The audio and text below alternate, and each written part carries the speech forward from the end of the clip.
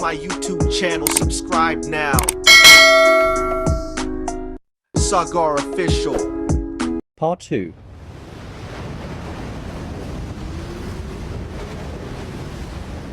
اور نوح کی طرف وحی کی گئی کہ تمہاری قوم میں جو لوگ ایمان لا چکے ان کے سوا اور کوئی ایمان نہیں لائے گا، تو جو کام یہ کر رہے ہیں ان کی وجہ سے غم نہ کھاؤ، اور ایک کشتی ہمارے حکم سے ہمارے سامنے بناؤ، اور جو لوگ ظالم ہیں ان کے بارے میں مجھ سے کچھ نہ کہنا، کیونکہ وہ ضرور غرق کر دیے جائیں گے۔ اور نوح نے کشتی بنانا شروع کر دی، اور جب ان کی قوم کے سردار ان کے پاس سے گزرتے تو ان سے تمسخر کرتے۔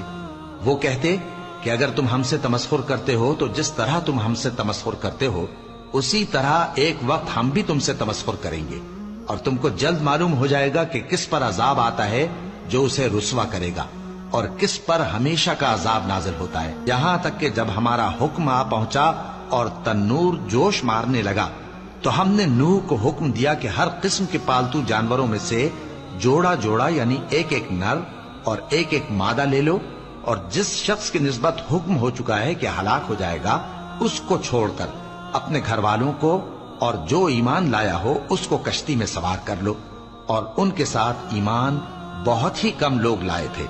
نوح نے کہا کہ اللہ کا نام لے کر کہ اسی کے کرم سے اس کا چلنا اور ٹھہرنا ہے، اس میں سوار ہو جاؤ، بے شک میرا پروردگار بخشنے والا ہے، مہربان ہے۔